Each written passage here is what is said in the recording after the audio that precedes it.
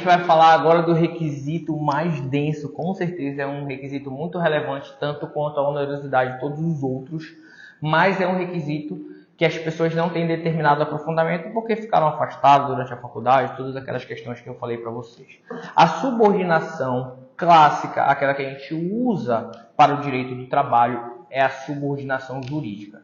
O que é isso, gente? É quando tu olha para uma relação entre as partes e verifica que aquele empregado, aquela pessoa que tu vai caracterizar como uma relação de emprego, ela está dentro do regramento da empresa. Ela se colocou dentro daquela organização e está subordinada àquela forma de trabalho.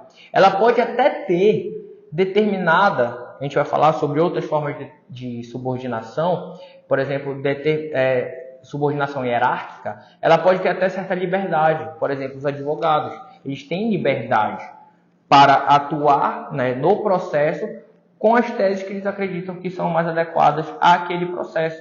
Então ela pode ter até uma maleabilidade em relação à forma de como ela vai trabalhar ali no dia, mas ela está dentro do regramento da empresa, ela recebe ordens, ela veste a camisa da empresa e atua tal qual um funcionário para aquela empresa funcionar de forma a como ela foi estruturada. Então ela entra na estrutura da empresa. Então a subordinação jurídica ela está sobre essa obrigação que a pessoa se deu sobre o trabalho dentro daquela atividade, tá? Econômica para aquela pessoa específica ou para aquele grupo empresarial ou para aquela empresa. Então a subordinação que a gente utiliza é a subordinação jurídica.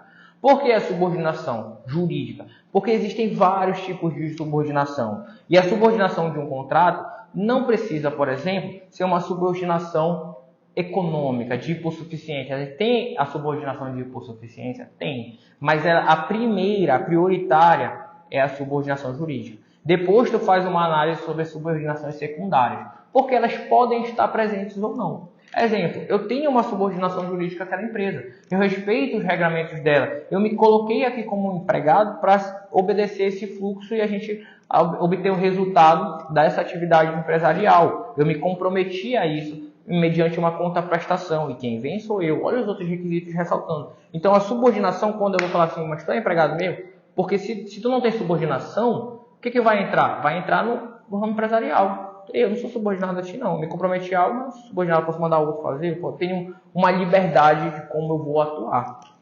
Eu vou dar um exemplo meu. A gente já fez parceria com outro escritório. Eu quero que tu vá para a audiência. Não.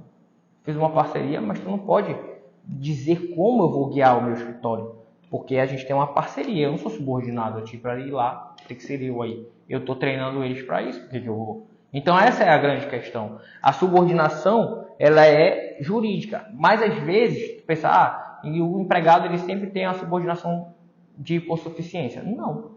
Vocês mesmos no ramo da advocacia, né, financeira, subordinação financeira, né, hipossuficiência, no ramo de advocacia. Quantas vezes vocês já viram estagiários de escritório grande que o pai dele é tão granado que ele tem mais dinheiro que o pessoal daquele escritório. Mas ele está ali, ele se comprometeu como um subordinado, né, dentro daquela estrutura para ser um estagiário. Ele é subordinado jurídico daquele escritório. O contrato de estágio é algo diferente, vocês vão tratar ele de forma específica, porque ele tem todos os requisitos, mas ele tem um contrato analagmático diferente. Mas não vamos adentrar nele, vamos falar sobre a subordinação. Então tu percebe que nem sempre o empregado ele é hipossuficiente em relação ao empregador, mas ele ainda pode ser empregado porque ele tem uma subordinação jurídica. Ele respeita a hierarquia e a ordem daquela empresa, ele se comprometeu a atuar como empregado. Então nem sempre é hipossuficiência, por isso que ela fica como forma secundária. Tem subordinação de status, né, social. A pessoa pode ter status maior, ela tinha mais dinheiro, ela tem uma posição social maior. Grau técnico. Normalmente a empresa tem um grau técnico maior que aquele funcionário, ela sabe mais. Mas às vezes não, às vezes eu contrato a pessoa justamente porque ela tem um grau técnico muito diferenciado e eu quero ela no meu time.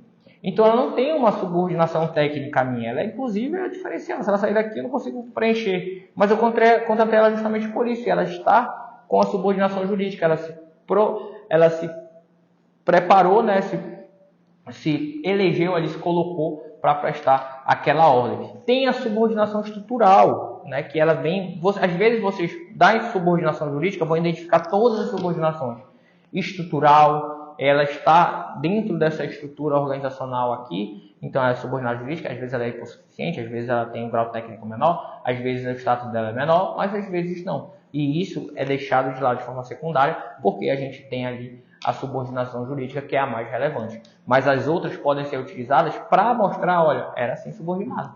Era subordinado de forma econômica e inclusive jurídica, justamente se colocou a subordinação jurídica por ser subordinado de forma econômica. Então, as secundárias ajudam vocês a alcançarem a visão da subordinação jurídica, mas a subordinação jurídica não depende de todas as subordinações que eu estou colocando aqui como secundárias, para vocês entenderem como é que funciona basicamente a subordinação que a gente procura, a subordinação da regra de usar uniforme, de todas as questões que tu pode ter uma independência em determinada atividade, mas ainda assim se obrigou a obedecer aquela ordem ali de trabalho, aquela habitualidade, aquela jornada, aquela forma de trabalho que a empresa elegeu e precisava de um funcionário para que de forma contínua trabalhasse para ela e preenchesse aquela função, né? Ela precisa, aquela troca. Então, esses são os 4 requisitos do vínculo de emprego. Existe um quinto que algumas pessoas colocam como requisito, mas ele não está no artigo 3º.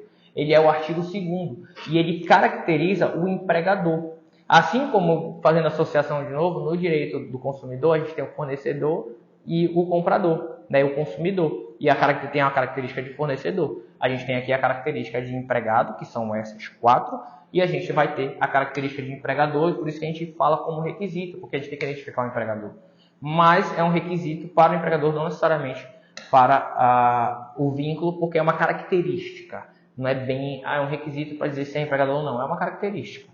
Tá bom? A gente vai falar sobre essa característica a seguir, porque ela é muito importante para tu vislumbrar, para ajudar tu enxergar numa situação, num relato, quando a pessoa estiver te relatando, tu fala, isso é um vínculo de emprego. Por quê? Porque eu reconheci esses 4 requisitos que vocês entenderam agora de forma mais aprofundada, que vão extrair do artigo 3º, e também vai ajudar muito vocês entenderem esse requisito do artigo 2º, que a gente vai falar na aula seguinte.